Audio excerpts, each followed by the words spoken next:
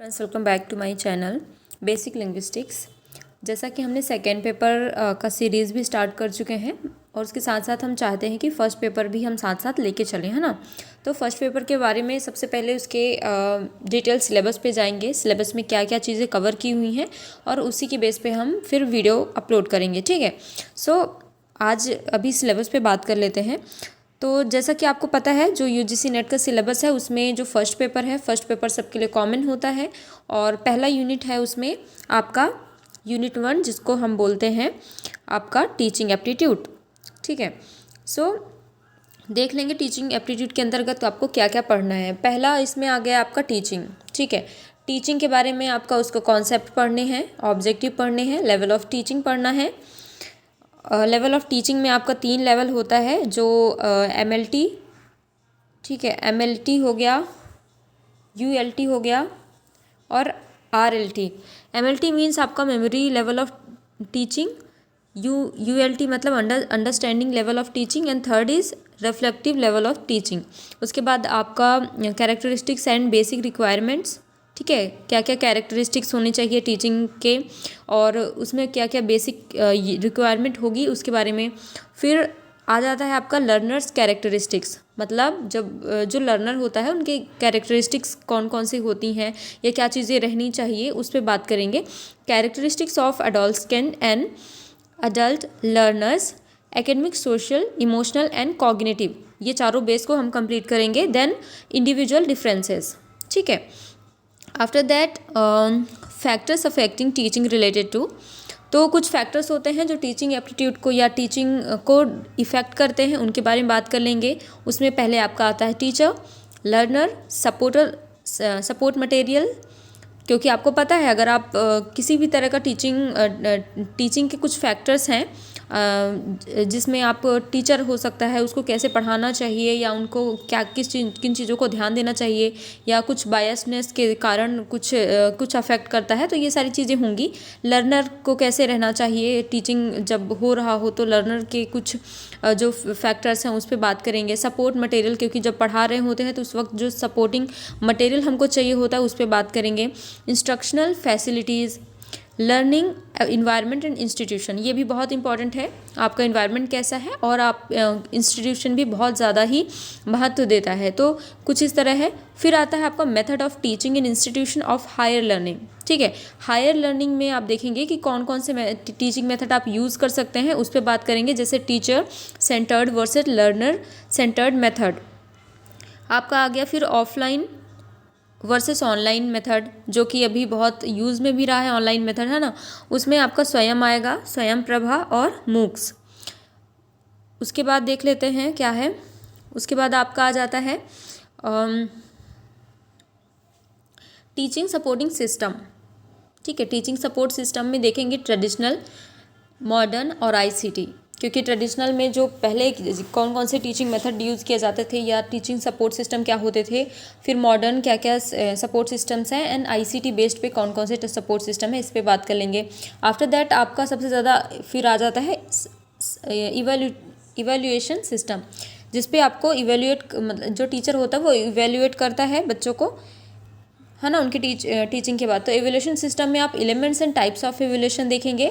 Evolution in choice based credit system in higher education, ठीक है। तो मेनली क्या देखना है आपको, चॉइस बेस्ड क्रेडिट सिस्टम, जिसको हम क्या बोलते हैं शॉर्ट फॉर्म में CBCS, ठीक है, CBCS in higher education, CBT computer based testing innovations in education systems, तो ये सारी चीज़ें देखेंगे। अब ये पहला यूनिट कंप्लीट होता है आपका, ठीक है। पहला यूनिट आपके पूरे किसके बारे में था, टीचिंग एप्टीट्यूड के बारे में था। सेकंड यूनिट जब हम स्टार्ट करेंगे तो ध्यान रख लेंगे, सेकंड यूनिट में आपका आता है रिसर्च एप्टीट्यूड, ठीक है। तो इसमें जितने भी टॉपिक्स आएंगे वो सब रिसर्च से रिलेटेड होगी और अभी देख लेंगे डिटेल में। सो या रिसर्च एप्टीट्यूड के अंतर्गत आपका पहले आ जाएगा रिसर्च, ठीक है। रिसर्च की मीनिंग क्या है, टाइप्स के बारे में and characteristics, positivism and post positivistic approach to research, methods of research, जिसमें आपको मेथड में कौन कौन से देखने हैं, एक्सपेरिमेंटल, डिस्क्रिप्टिव,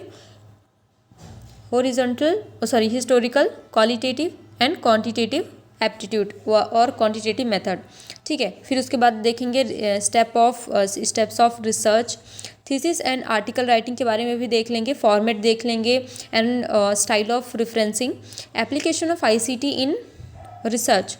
तो अभी आईसीटी का क्या क्या उपयोग हो रहा है हम रिसर्च के फील्ड पे उस पर बात कर लेंगे। आफ्टर दैट रिसर्च एथिक्स का जानना भी बहुत ज़रूरी है और उसको देख लेंगे हम। फिर आपका इसी सीरीज़ में थर्ड यूनिट आपका आ जाता है। थर्ड यूनिट का नाम है आपका कॉम्प्रहेंशन में देखेंगे आप passage of text be given, question be asked from the passage to be answered. ये तो आपको सबको पता ही है, ये सारे एग्जाम्स में आते हैं कॉम्प्रहेंशन से। तो आपको पैसेज दिया रहेगा और उसमें से आपको आंसर करने रहेंगे। तो इसके भी कुछ कॉम्प्रहेंशन के क्वेश्चन हम देख लेंगे। आफ्टर दैट कम्युनिकेशन है, यूनिट 4 आपका कम्युनिकेशन में आपकी मीनिंग आएगी। कम्युनिकेशन की मीनिंग हो गई। आफ्टर कम्युनिकेशन की मीनिंग है types and characteristics of communication है। उसके बाद आता है इफेक्टिव कम्युनिकेशन के अंतर्गत आप देखेंगे verbal and non verbal communication हो गया, इंटरकल्चरल एंड ग्रुप कम्युनिकेशंस हो गए, क्लासरूम कम्युनिकेशन हो गया। तो कुछ इस प्रकार से इफेक्टिव कम्युनिकेशन देखेंगे। उसके बाद आ जाता है बैरियर्स टू इफेक्टिव कम्युनिकेशन मतलब जो इफेक्टिव कम्युनिकेशन होता है उसमें कौन कौन सी बैरियर्स आते हैं।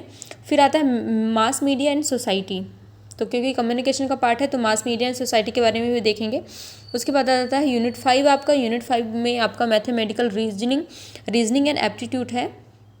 नंबर ऑफ रीजनिंग इसमें देखेंगे, types of reasoning, number series, letter series, codes and relationships.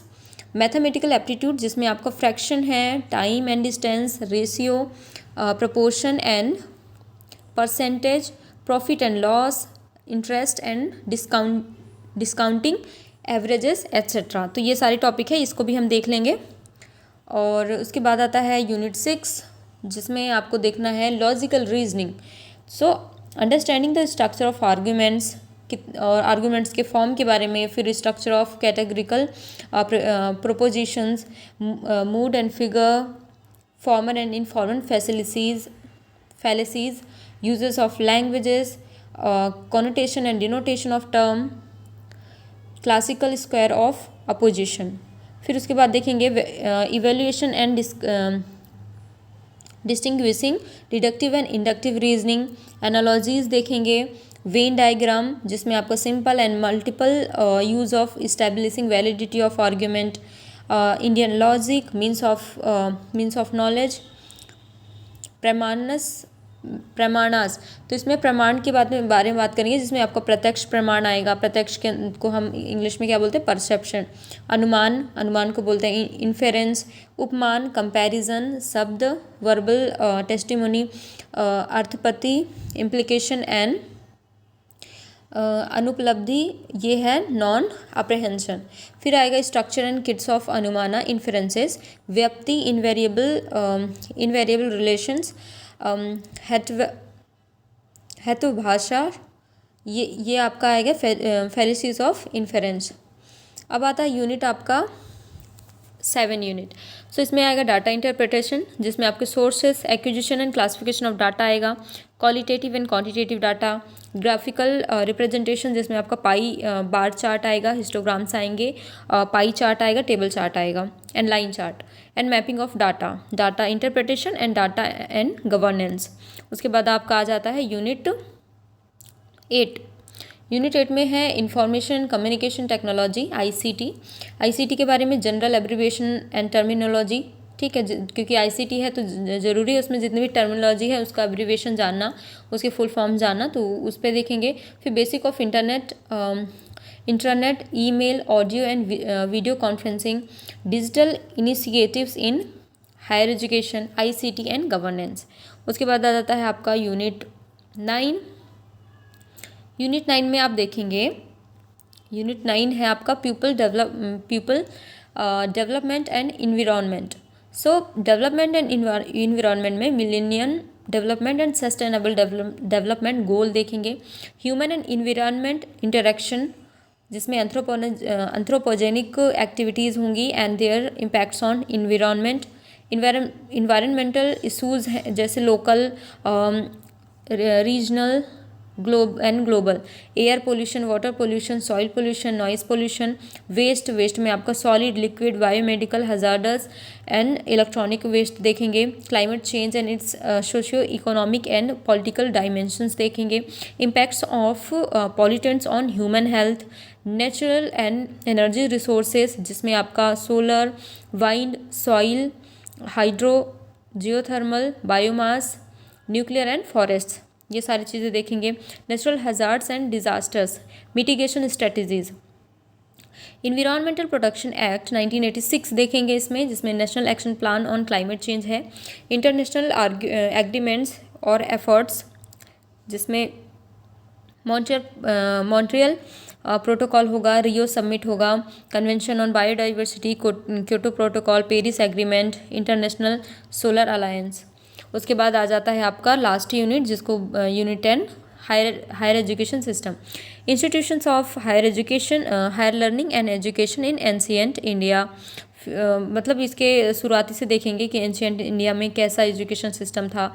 उसके बाद evolution of higher learning and research in post independence India. ठीक है, स्वतंत्रता के बाद जो इंडिपेंडेंस के बाद इंडिया की जो हायर लर्निंग एजुकेशन रही है उसके बारे में। Oriental, conventional and non conventional learning programmes in India. इस फिर आएगा professional, technical and skill based education, value education and environmental education, policies, governance and administration. तो कुछ इस तरह से ये आपका फर्स्ट पेपर का सिलेबस है और हम कोशिश करेंगे सारी वीडियो इसमें हम कवर कर सकें। आप लोग प्लीज़ हमसे जुड़े रहिए और जो भी आपको डाउट लगेगा तो आप पूछ लीजिएगा। अभी तो हमने सिलेबस डिस्कस किया है, वन बाय वन हम देखेंगे, सारे टॉपिक को कवर करने की कोशिश करेंगे। So thank you for watching, thank you so much.